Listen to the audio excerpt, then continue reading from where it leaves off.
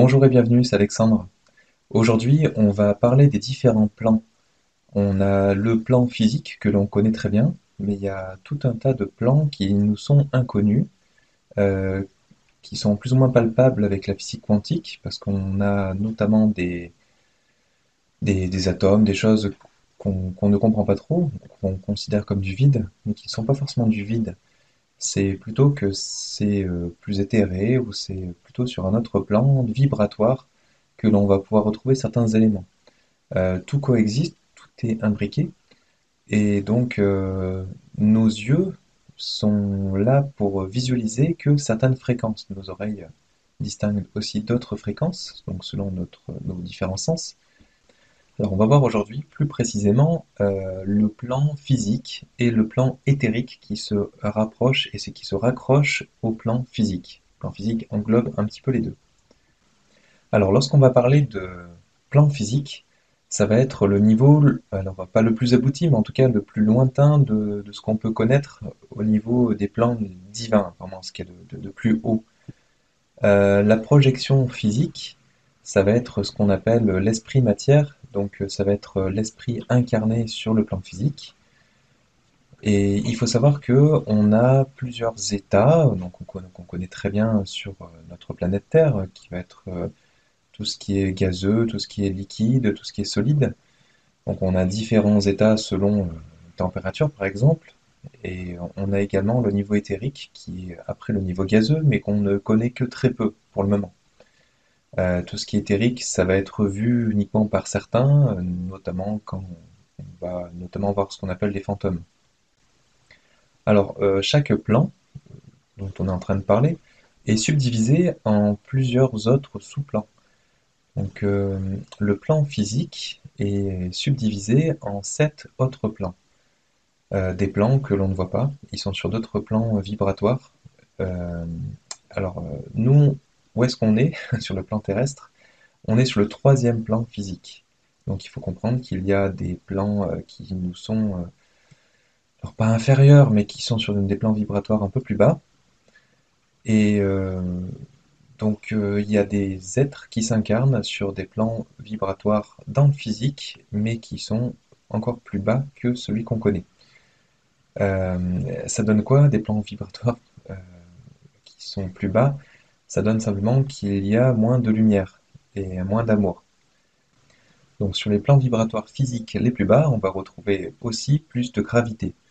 Alors là, les voyageurs hors du corps, ceux qui font des voyages, des sorties hors du corps, connaissent très bien le principe, c'est-à-dire on arrive, lorsqu'on fait des sorties hors du corps, à aller sur des plans vibratoires qui nous sont un peu adjacents.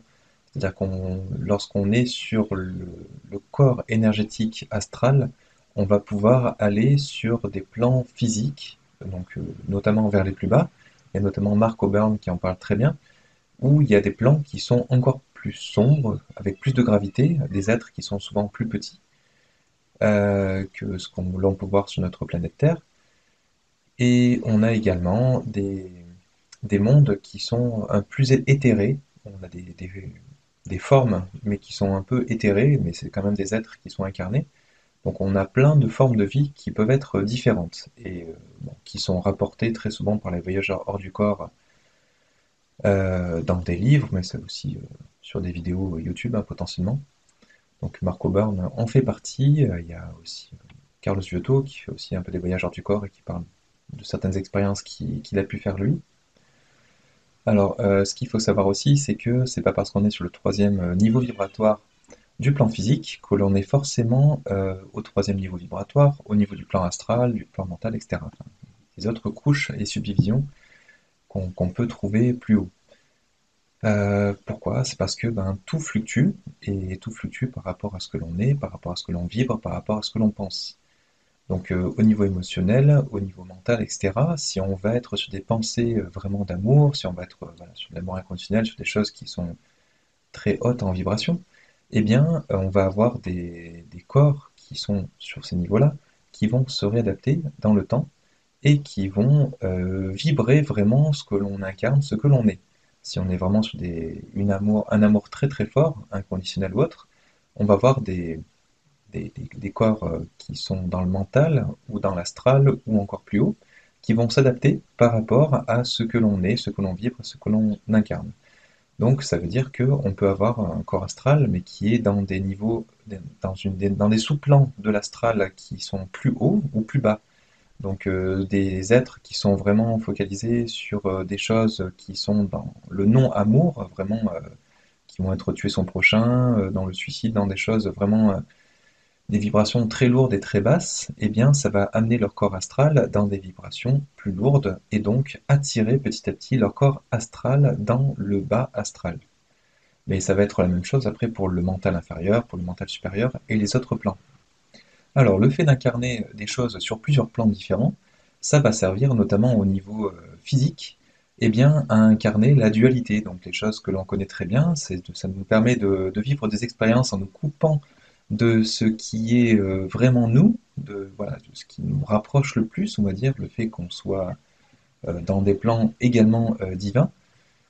Et donc, ça nous permet donc de vivre les incarnations que l'on connaît dans la dualité, en faisant bien sûr les erreurs que tout le monde fait, et en comprenant au travers des expériences, au travers des karmas, qui sont aussi des expériences, hein, qui sont des informations qui nous suivent un petit peu avec voilà, des choses qui vont générer un petit peu des causes-conséquences, on va dire. Hein. Donc après, derrière, on va revivre des choses pour nous faire comprendre que certaines choses ne sont pas bien, ou on va échanger par exemple les rôles victime-bourreau, pour comprendre que être un bourreau, c'est pas bien, ni être une victime, hein. Il faut trouver le juste milieu, en fait. Hein. C'est un petit peu ce que nous a inculqué Jésus, Bouddha, et ceux qui sont voilà, des grands êtres de lumière qui sont venus s'incarner sur Terre pour nous apprendre certaines choses. Donc c'est pour ça que on nous apprend aussi que rien ne nous est caché. Hein. Il y a des grands êtres qui sont nous apprendre plein de choses, donc il suffit d'écouter les enseignements et aussi savoir distinguer ce qui est le vrai enseignement, que des choses qui seront peut-être un peu plus édulcorées ou arrangées pour servir certains pouvoirs.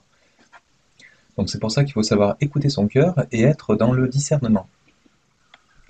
Alors, de par le plan physique, on va pouvoir, au travers de l'expérience de l'esprit-matière, vivre une expérience dans le spatio-temporel. Parce que ben, du coup, dans les autres plans, enfin, plus on va monter, et moins ce sera vrai. Donc là, on se rend compte qu'on est vraiment limité par tout ce qui est temporalité et par l'espace. Donc après, au niveau fonctionnement, on va retrouver une certaine analogie entre les différents plans. Donc ça va être visible notamment sur le film Nos Solars, hein, Notre demeure en français, qui a été psychographié par Chico Xavier il y a déjà quelques décennies, et qui explique donc une cité astrale vraiment. Alors c'est bien sûr fait avec des moyens physiques, avec des acteurs, etc. Donc on est vraiment dans une vision très physique de la chose, mais au niveau de l'analogie, il faut comprendre un peu plus la façon de fonctionner au niveau esprit, où ben, les choses se répercutent et s'imbriquent un peu les unes les autres. C'est pour ça qu'on va retrouver des choses que l'on connaît très bien sur le plan physique, mais sur le plan astral, et puis ça peut être aussi sur le plan du mental, qu'on va pouvoir retrouver un petit peu tout ça. Bon, voilà, c'est pour faire un peu la transition et pour expliquer que les choses se ressemblent beaucoup, et donc quand notamment quelqu'un va passer à l'acte pour se suicider et vouloir remonter, eh ben, il va retrouver les mêmes problématiques qu'il va retrouver sur le plan physique, alors peut-être d'une manière un petit peu différente. On n'est plus bien sûr dans un corps physique, c'est un petit peu différent, enfin physiquement. Mais par contre, toutes les problématiques qu'il a pu avoir au niveau du ressenti, au niveau du mental, qui lui ont pesé, on va dire, lors de sa vie terrestre, il va les retrouver après sur les autres plans. Alors, au fur et à mesure des incarnations, va pouvoir évoluer notre soi-conscience, notre conscience, au fil des incarnations et des expériences, mais également la forme. Alors la forme, bien sûr, elle va être temporaire, puisqu'on va la retrouver sur le plan physique, mais elle va être très influencée par nos vies antérieures. Si par exemple, dans notre dernière vie, on était un peu comme un animal, parce que ben, du coup, on ne respectait pas grand-chose, enfin voilà, une vie un petit peu karmique ou de premier plan, on va dire, eh bien, on va retrouver cette animalité au niveau du corps physique. Alors comment? Certains vont avoir certains traits un petit peu animal. Alors ça peut être très léger bien sûr, hein, ou comme ça peut être vraiment exacerbé, suivant ce qu'on a pu vivre et incarner dans notre vie antérieure. Et c'est comme ça notamment que on va avoir des êtres qui seront avec un esprit un petit peu plus animal, hein, et donc il n'y a aucun jugement par rapport à ça, parce qu'on est tous dans certains niveaux d'incarnation et on va dire eh bien une ascension au niveau d'expérience et au niveau esprit, qui fait que on passe de plus en plus de différents plans physiques vers le spirituel. Donc à un moment donné, on va recomprendre certaines choses et évoluer. Mais on va avoir notamment des grosses différences entre deux êtres humains, où on va avoir une personne qui a un comportement un petit peu animal, mais qui va avoir une force très développée. Par contre, il va avoir une conscience et une spiritualité qui est l'inverse, qui ne sera pas du tout développée. Et à l'inverse, on va peut-être trouver un humain qui sera très frêle, mais par contre qui aura une grande spiritualité, qui sera peut-être connecté, qui sera peut-être médium, ou peut-être énergéticien. Donc il y a vraiment une évolution qui fait que de toute façon, il faut qu'on passe par ces différents stades. Donc il n'y a pas de jugement. Si, si on est, on va dire, sur quelque chose de plus spirituel, on est déjà passé par ces incarnations où on a été un petit peu plus animal. Donc c'est plus ou moins vrai selon les personnes, hein, parce qu'on a plus ou moins d'incarnations à faire pour progresser, mais bon, ça c'est propre à chacun, c'est l'expérience de chacun. Donc bon, il n'y a pas de jugement par rapport à ça. Alors après, il y a plusieurs incarnations qui sont plus ou moins dans la densité. C'est-à-dire qu'il va y avoir des plans d'incarnation où on sera potentiellement dans une spiritualité qui sera très faible et une densité très forte. On sera il y aura des sens qui seront quasiment inexistants, comme par exemple des cycles d'incarnation minéraux. Donc les minéraux ont une forme de vie en eux. Alors je ne sais pas si c'est tous les minéraux, mais en tout cas il y en a une bonne partie qui sont utilisés dans la lithothérapie parce qu'on se sert de leurs énergies. Donc qui dit énergie veut dire qu'il y a une force vitale à l'intérieur de certains minéraux, et certains arrivent d'ailleurs à communiquer avec eux. Et donc ça fait partie des premières formes d'incarnation. Alors c'est également quelque chose d'expliqué par Christine André, qui est une médium très connue en France, assez réputée aussi. Elle a, elle a fait pas mal de médiumnité en salle. Et donc, elle expliquait donc ces différents cycles d'incarnation qui commençaient par le minéral, sur le plan physique bien sûr. Ensuite, on va passer au plan du végétal, pardon, au cycle d'incarnation du végétal. Donc il y a moins de densité. Là, on retrouve donc les corps subtils qui sont un peu plus adaptés à ce cycle d'incarnation, où on va alors pas être encore dans quelque chose de ressenti, quelque chose de très net à ce niveau-là, mais on va commencer à avoir quelques sens, quelques ressentis au niveau végétal. Par contre, on ne va pas, voilà, bien sûr, avoir des sens pour voir ou ce genre de choses, mais au fil des incarnations, on acquiert de plus en plus ceci. Donc on est également dans des cycles d'incarnation d'âme groupe, où ça va être une âme qui va eh bien, vivre plusieurs choses en même temps au niveau physique. Donc on a une âme groupe qui va par exemple être en lien avec tout un tas de minéraux, puis ensuite tout un tas de végétaux, alors à chaque fois il y en a un petit peu moins. Et ensuite vient les cycles d'incarnation au niveau animal. Alors voilà, très fréquemment, je ne sais pas si c'est systématique ou pas, mais en tout cas on a encore cet effet âme groupe, où on va avoir une âme qui va gérer plusieurs animaux, comme par exemple sur une fourmilière, on va avoir par exemple une âme qui va gérer euh, ben, tout ce qui est fourmi en dessous. Et donc, à chaque fois qu'il y aura une fourmi qui va décéder, eh bien, son expérience va revenir à l'âme qui va servir ensuite à l'âme groupe, et donc qui va servir aux autres qui sont encore gérés par l'âme en question. Donc bon, c'est un petit peu particulier, et à un moment donné, et ça s'accroît encore plus vite au contact de l'homme, mais il y aura une évolution au niveau animal qui va faire que, à un moment donné, il va souhaiter vivre et incarner une expérience en tant qu'individu. Donc une âme pour un seul individu. Donc c'est ce qu'on a notamment pour les êtres spirituels potentiels que sont les humains. Bon, il y a aussi plein d'autres espèces qu'on ne connaît pas, des êtres pardon, qu'on ne connaît pas et qui incarnent pareil une individualité au niveau de l'âme. Alors au fil des grands cycles d'incarnation, quand on va passer du minéral, végétal, etc., donc il y aura le côté où on va pouvoir se mouvoir de plus en plus. Donc ça on le comprend bien. Et il y a aussi tout ce qui est ressenti, tout ce qui est émotion, tout ce qui est nerveux, qui arrive au fil de l'eau. Donc ben, tout ça, ça va être de plus en plus visible sur le côté incarnation animale et humaine. Donc humaine, après, ça va devenir encore un peu plus exacerbé, on aura de plus en plus des sentiments de plus en plus profonds, et donc du coup, on aura la douleur, on aura des choses qui vont être un peu plus exacerbées pour travailler ce qu'on a à travailler. Donc après, sur le plan physique aussi, une particularité, c'est que les trois premiers plans vont être constitués de tout ce qui est matière solide, liquide, gazeuse, et on a encore quatre autres plans qui sont sur un niveau éthérique. Alors nous, en tant qu'humains, on a les deux, c'est-à-dire qu'on a à la fois ben, un corps physique, mais on a aussi un double éthérique qui nous enveloppe et qui nourrit un petit peu notre corps physique, parce qu'il faut toujours un lien, bien sûr, pour faire le lien vers ce qui est en nous de plus haut. Et il y a également donc des êtres qui sont directement éthérés, mais on peut être également éthéré nous-mêmes, hein. C'est-à-dire que lorsqu'on sort de notre corps, parce que c'est notre fin de vie, lorsqu'on est décédé, on peut pendant un certain temps raccrocher notre conscience à notre corps éthérique. Alors c'est pour ceux qui veulent rester notamment sur Terre, qui ne veulent pas remonter pour des raisons X ou Y, hein. Après, ça les regarde, on va dire, hein. Il n'y a pas de jugement par rapport à ça. Et c'est aussi comme ça qu'on arrive à voir de temps en temps des fantômes, parce que l'éthérique est un peu visible, en tout cas potentiellement. C'est ce qui est le plus facilement visible, bien sûr, avec des yeux humains.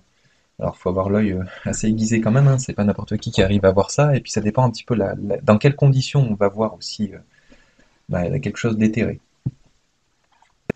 Alors, chaque être incarné va, au travers de son double éthérique, pouvoir capter l'énergie du soleil, donc l'énergie du soleil qui est, donc le soleil, hein, une émanation de ce qu'on appelle le divin, mais qui est incarné sur le plan physique, qui nous donne l'énergie, qui nous est vitale.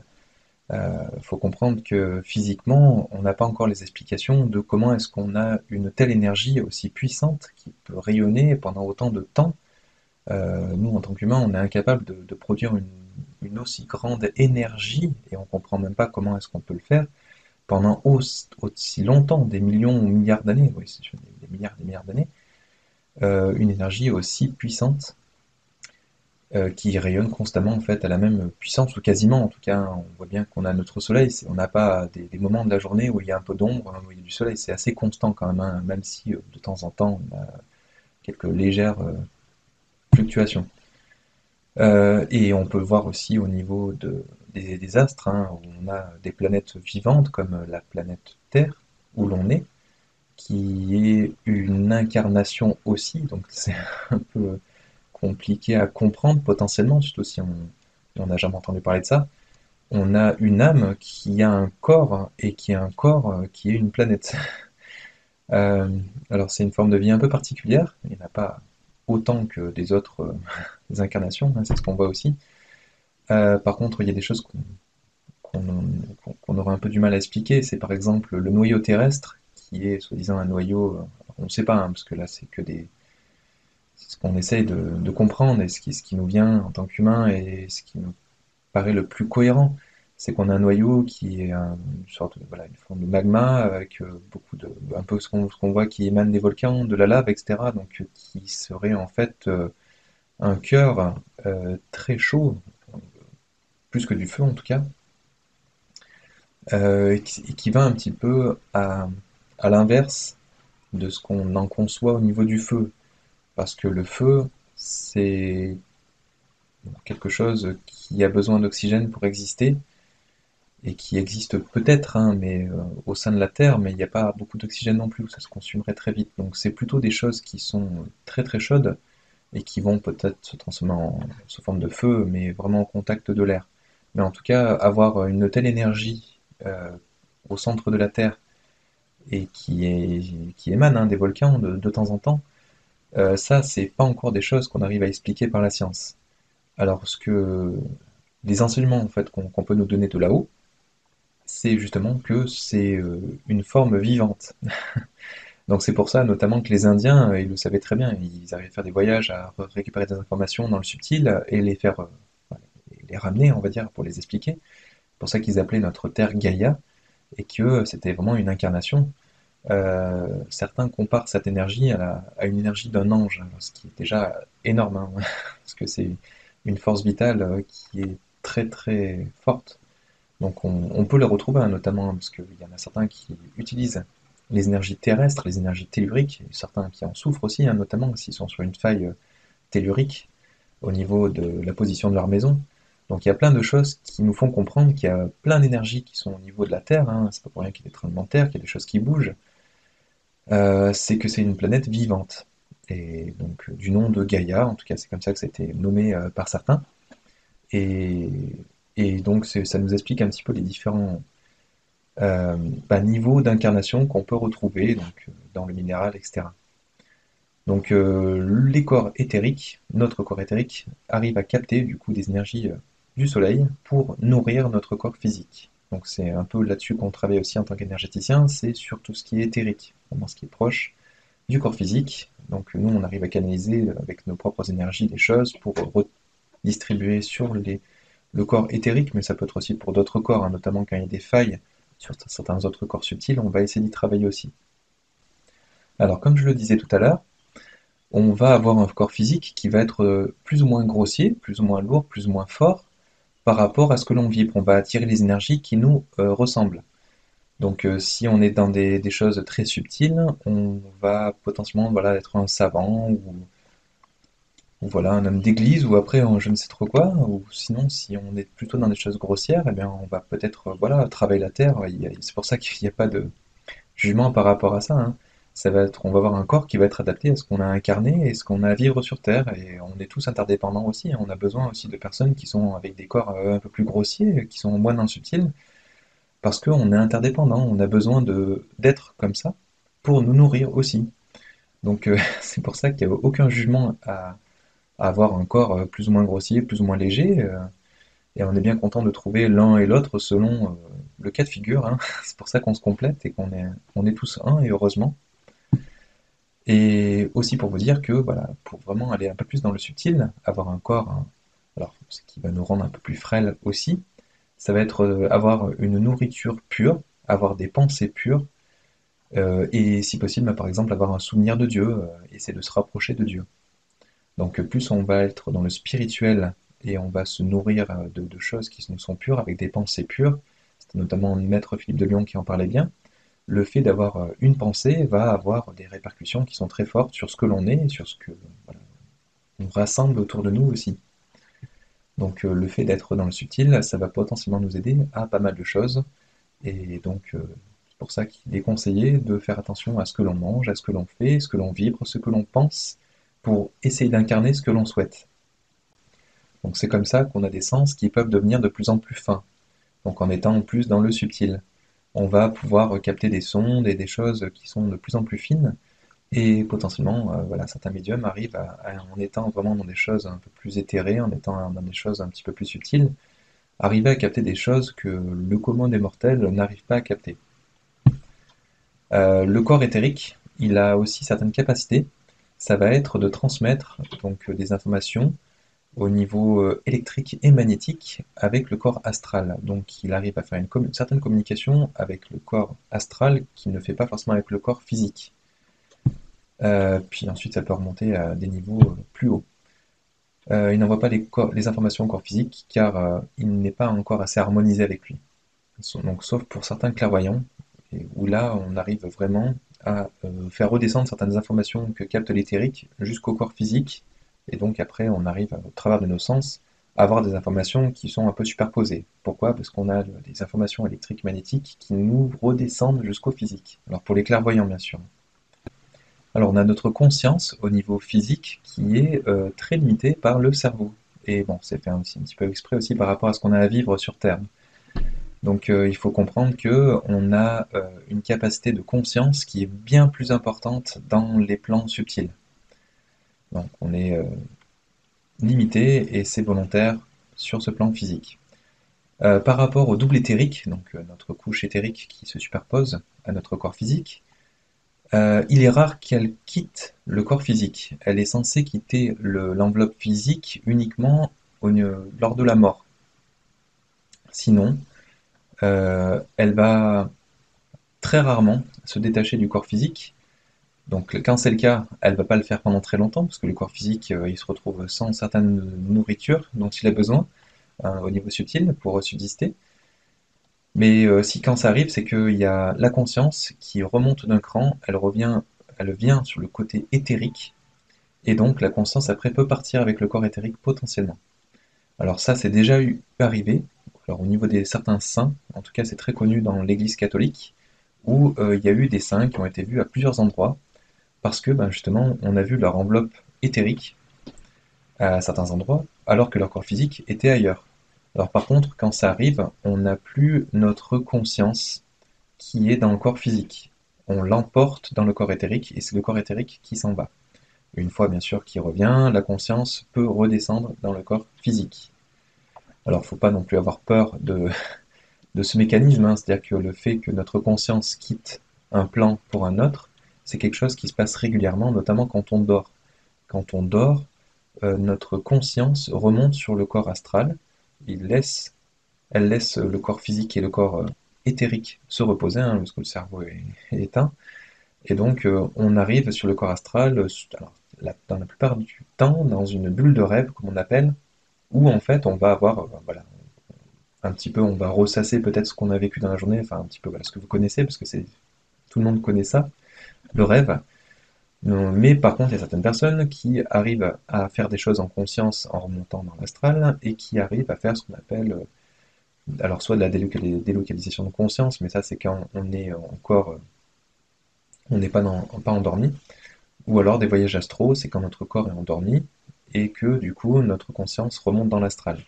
Et donc eh ben, là on peut se promener, alors le plus facile c'est dans l'astral, mais on peut aussi revenir dans le côté physique. Parce que là, notre enveloppe astrale, elle est aussi un petit peu autour de nous, hein, tout le temps. Mais sur une autre vibration, et c'est pour ça qu'on ne la perçoit pas. Il faut vraiment avoir l'œil très aiguisé. Le corps éthérique, en travaillant un petit peu, on arrive à le voir. On arrive à voir aussi l'aura, potentiellement, avec un œil humain, hein, sous certaines conditions, on va dire. Par contre, l'astral, moi je sais que je ne le vois pas, mais il y en a d'autres qui arrivent à le voir. Mais il faut vraiment avoir l'œil très aiguisé, parce que là, ça commence vraiment à aller sur des fréquences très hautes. Donc, autre information sur le plan physique et éthérique, pardon, eh bien, ça va être qu'à la naissance, quand le corps physique va se construire, on va avoir en parallèle le corps éthérique qui va se créer autour du physique. La conscience ne sera pas encore dans le corps physique, parce que vraiment, dans les tout premiers stades, c'est voilà, des agglomérations de cellules, on va dire, qui se développent en cellules spécialisées, etc. Et donc, vers les 4 mois de naissance, à peu près, c'est à ce moment-là que l'âme euh, aura choisi, validé en tout cas l'incarnation qu'elle aura à vivre par rapport à ce que ça va lui apporter. Donc c'est un choix qu'on fait en conscience, en tout cas avant de s'incarner en tant qu'âme, en discutant avec un guide spirituel. Et donc une fois qu'on aura fait ce choix, eh bien on va être lancé dans le corps du bébé, où jusqu'à la naissance on pourra potentiellement rentrer, sortir, mais en tout cas on sera vraiment très lié à ce corps physique. Et donc après, ben voilà, c'est juste pour expliquer qu'on a une enveloppe éthérique qui se développe en même temps que le physique. Et à un moment donné, ben, il y aura tous les autres corps qui vont se rattacher avec la conscience dans le corps du bébé. Voilà, donc on a pu voir ensemble ce qu'était le plan physique et le plan éthérique, et donc on verra ultérieurement les autres plans. Et merci de nous laisser un pouce bleu si vous avez apprécié cette vidéo, si elle vous a apporté quelque chose, et de vous abonner si vous voulez être informé de nos prochaines vidéos. Merci et à bientôt. Au revoir.